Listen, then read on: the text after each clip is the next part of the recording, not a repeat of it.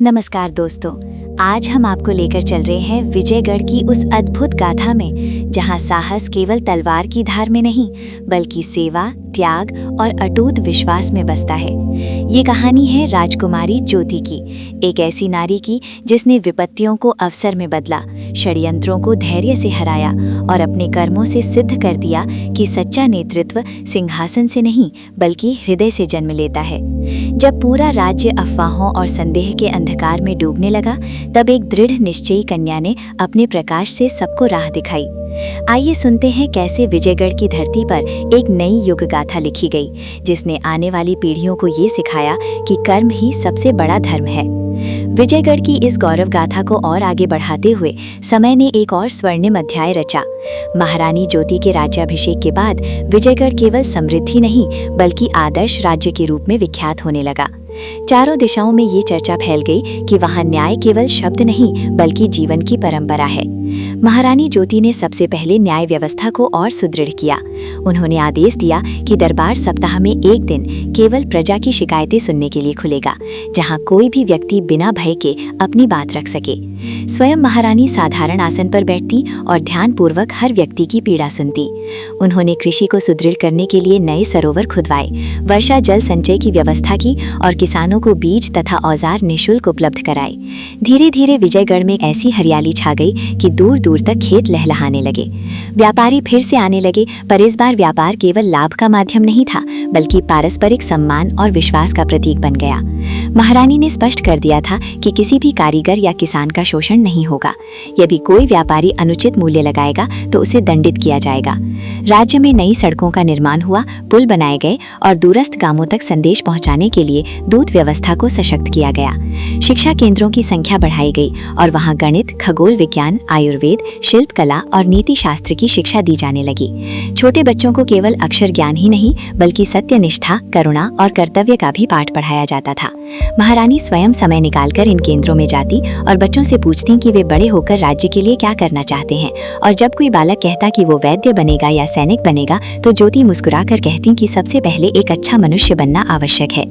इसी बीच कारागार में बंद शत्रुघ्न के मन में पराजय की अग्नि अब भी सुलग रही थी, पर जब उसे ज्ञात हुआ कि महारानी स्वयं सेवा कार्यों में लगी रहती हैं तो उसके मन में संशय उत्पन्न हुआ। एक दिन अप्रत्याशित रूप से महारानी कारागार पहुंची। पहरेदारों ने द्वार खोला और ज्योति ने शांत स्वर में कहा कि अपराधी को दंड देना आवश्यक है, पर यदि वह पश्चाताप करे तो उसे सुधार का अवसर भी मिलना चाहिए। शत्रुघ्न उनके इस व्यवहार से स्तब्ध रह गया। उसने पहली बार किसी शासक को प्रतिशोध के स्थान पर करुणा का मार्ग अपनाते देखा। धीरे धीरे उसके भीतर का कठोर अहंकार टूटने लगा और उसने स्वीकार किया कि उसकी महत्वाकांक्षा ने उसे अंधा बना दिया था। महारानी ने उसे राज्य की सीमाओं की सुरक्षा व्यवस्था में परामर्श देने का अवसर दिया और शत्रुघ्न ने निष्ठा से कार्य करना प्रारंभ किया। इस परिवर्तन को देखकर प्रजा को भी ये विश्वास हुआ कि विजयगढ़ में न्याय के साथ साथ सुधार का भी स्थान है।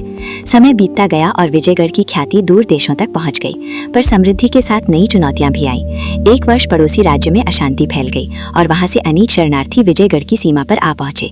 मंत्रियों ने सलाह दी कि उन्हें भीतर आने देना उचित नहीं होगा, पर महारानी ने कहा कि जो स्वयं पीड़ा में है उसे आश्रय देना ही सच्चा धर्म है।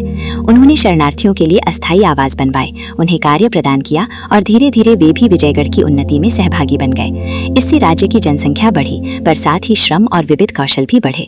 नगरों में नए बाजार खुले, शिल्प कला के नए रूप विकसित हुए और सांस्कृतिक मेलजोल से राज्य और भी समृद्ध हुआ।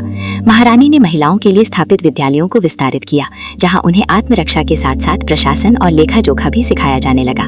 कई महिलाएं ग्राम सभाओं की प्रधान बनी और उन्होंने जल प्रबंधन तथा स्वास्थ्य सेवाओं को सुदृढ़ किया। इसी बीच एक भयंकर महामारी ने राज्य को घेर लिया। लोग भयभीत हो उठे, पर महारानी ज्योति ने स्वयं सेवा आश्रमों को उपचार केंद्रों में परिवर्तित कराया, वैद्यों को बुलवाया, औषधि भंडार खोले और रोगियों के बीच जाकर उनका मनोबल बढ़ाया। उन्होंने आदेश दिया कि किसी भी रोगी से भेदभाव न किया जाए, अमीर और गरीब सभी को समान उपचार मिले। उनकी उपस्थिति से लोगों का भय कम हुआ और धीरे धीरे महामारी पर नियंत्रण पा लिया गया। इस संकट के बाद प्रजा का विश्वास और भी दृढ़ हो गया कि उनका नेतृत्व केवल शासन करने वाला नहीं बल्कि हर परिस्थिति में साथ खड़ा रहने वाला है। वर्षों बाद जब राजा देवेंद्र और रानी मीना ने शांतिपूर्वक अपनी अंतिम श्वास ली तो महारानी ने राज्य में संयम और सेवा का संदेश दिया। उन्होंने कहा कि शोक को शक्ति में बदलना ही सच्ची श्रद्धांजलि है। समय के साथ उनकी आयु बढ़ने लगी, पर उनका उत्साह और दूरदर्शिता कम न हुई। उन्होंने राज्य की बागडोर किसी राजवंशी के बजाय उस योग्य युवक को सौंपने का निर्णय लिया जिसने ज्ञान केंद्रों में शिक्षा पाई थी और अपनी निष्ठा से राज्य की सेवा की थी। और साथ ही उन्होंने एक परिषद की स्थापना की जिसमें विद्वानों, सैनिकों, किसानों और शिल्पियों को समान स्थान दिया गया ताकि निर्णय सामूहिक बुद्धि से लिए जा सके। उन्होंने ये सिद्ध किया कि नेतृत्व जन्म से नहीं बल्कि कर्म, पात्रता और सेवा से प्राप्त होता है। जब एक दिन महारानी ज्योति ने अंतिम बार विजयगढ़ की प्रजा को संबोधित किया तो उन्होंने कहा कि राज्य की वास्तविक शक्ति महलों की ऊंची दीवारों में नहीं बल्कि लोगों के हृदय में बसती है, और यदि विश्वास और एकता जीवित रहे तो कोई भी संकट स्थायी नहीं होता। उनके देहावसान के बाद उसी पुराने झरने के समीप एक भव्य स्मारक बनाया गया जहाँ कभी चमत्कारिक जलधारा फूटी थी, और हर वर्ष वहाँ एक उत्सव आयोजित होने लगा जिसमें लोग सेवा कार्यों का संकल्प लेते और बच्चों को ये कथा सुनाई जाती थी कि कैसे एक दृढ़ संकल्प, निस्वार्थ सेवा और अटूट विश्वास ने पूरे साम्राज्य की नियति बदल दी। सदियां बीत गई पर विजयगढ़ की ये गाथा आज भी प्रेरणा का स्रोत है। जब भी कोई युवा स्वयं को असहाय समझता है उसे महारानी ज्योति की कहानी सुनाई जाती है और उसे याद दिलाया जाता है कि भाग्य हाथों की रेखाओं में नहीं बल्कि कर्म, साहस और अडिग विश्वास में बसता है, और यही विजयगढ़ की अमर गाथा का शाश्वत संदेश है। तो दोस्तों, ये थी विजयगढ़ की वो प्रेरणादायक गाथा जिसने हमें सिखाया कि सच्ची शक्ति बाहुबल में नहीं बल्कि निस्वार्थ सेवा, धैर्य और अटल विश्वास में होती है। महारानी ज्योति ने ये सिद्ध कर दिया कि जब इरादे पवित्र हों और कर्म सच्चे हों तो सबसे बड़ी साजिशें भी स्वयं ढह जाती हैं और इतिहास नए स्वर्ण अक्षरों से लिखा जाता है। अगर आपको ये कहानी पसंद आई हो और आपने इससे कुछ सीखा हो तो वीडियो को लाइक करें, शेयर करें और चैनल को सब्सक्राइब करना ना भूलें। कमेंट करके जरूर बताइए कि इस कथा का कौन सा प्रसंग आपको सबसे अधिक प्रेरित कर गया। मिलते हैं अगली ऐसी ही अद्भुत और प्रेरणादायक कथा के साथ।